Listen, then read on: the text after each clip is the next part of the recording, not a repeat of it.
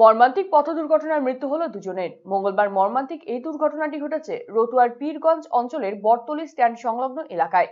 জানা গিয়েছে মৃত দুজনের নাম শেখ জামিদুল এবং শেখ সাজুল।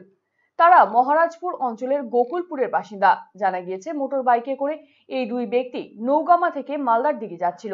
ঠিক সেই সময় উল্টো দিক থেকে আসা একটি গাড়ি তাদের মোটর বাইকে মুখোমুখি সজোরে ধাক্কা মারে। দুর্ঘটনার খবর পেয়ে তড়িঘড়ি ছুটে আসেন স্থানীয়রা। খবর পেয়ে ঘটনাস্থলে আসে পুকুরিয়া থানার পুলিশ কর্মীরাও।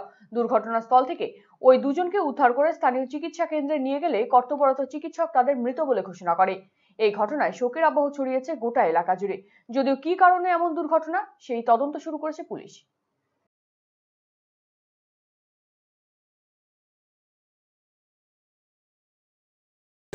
আরে আমরা ওখানে দোকানে বসেছিলাম, এই তো দোকান দেখতে পাচ্ছি। গাড়ি ম্যাক্স ওই দিক থেকে আসছিল। কোন দিক থেকে? ওই মালদার দিক থেকে আসছিল।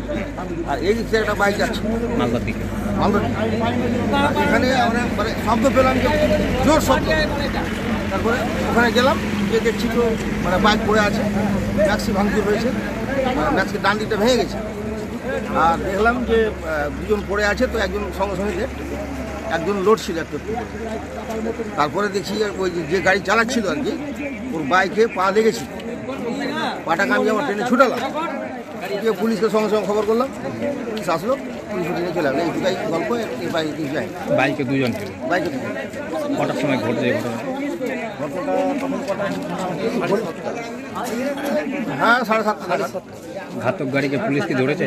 হ্যাঁ, গাড়ি ধরা পড়েছে। মানে গাড়ি দাঁড়িয়েই ছিল, গাড়ি স্টার্টেই ছিল, ড্রাইভার পালিয়ে যায়। তারপরে গাড়ির মালিককে খবর দেওয়া হয়, গাড়ির মালিক আসে, তারপর পুলিশ আসলো, পুলিশ নিয়ে চলে গেছে, গাড়িও চলে গেছে।